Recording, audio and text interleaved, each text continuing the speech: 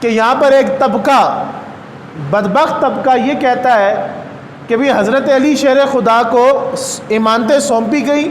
حضور نے فرمایا میرے بستر پر لیٹ جاؤ اور صبح یہ امانتیں سونپ کر آپ بھی پیچھے تشریف لے آئے،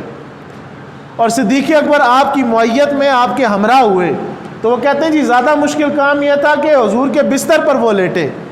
بات یہ ہے کہ جان کے دشمن تو حضور کے وہ تھے،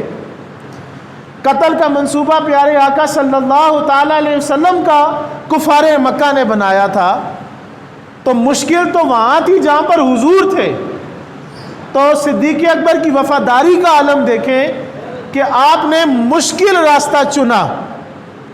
حضور کی معیت جہاں پر جان جانے کا ڈر ہے وہاں پر صدیق، حضور نے اجازت بھی فرمائی، یہ روایات بھی موجود، لیکن آپ نے کہا حضور میں آپ کے ساتھ ہوں، اور کس انداز میں ساتھ ہوں کہ روایات میں موجود ہے کہ پیارے صدیق اکبر جب حضور کے ساتھ ہجرت فرما رہے ہیں، مکہ سے باہر نکلتے ہیں، تو پیارے آقا صلی اللہ علیہ وسلم کے کبھی دائیں ہوتے ہیں، کبھی بائیں ہوتے ہیں، کبھی آگے کبھی پیچھے، لفظ ہیں حدیث کے۔ تو پیارے آقا صلی اللہ علیہ وسلم صدیق اکبر کی صدا کو دیکھ کے فرماتے ہیں صدیق کیا بات ہے،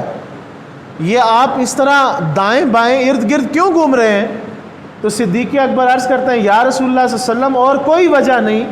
بس دل میں خیال آتا ہے کہ کہیں دشمن آگے سے حملہ نہ کر دے، تو حضور میں پیچھے سے آگے اس لیے بڑھ جاتا ہوں کہ اگر دشمن حملہ کرے تو صدیق کا سینہ آگے ہو۔ حضور دائیں بھی اسی لیے ہوتا ہوں، بائیں بھی اسی لیے ہوتا ہوں، آپ کے ارد گرد اس لیے ہو رہا ہوں کہ جہاں سے مجھے خدشہ ہوتا ہے صدیق وہاں اپنا سینہ لے کے آگے اس لیے ہو جاتا ہے کہ دشمن حملہ کرے تو مجھ پر کرے، میرے آقا پہ نہ کر سکے۔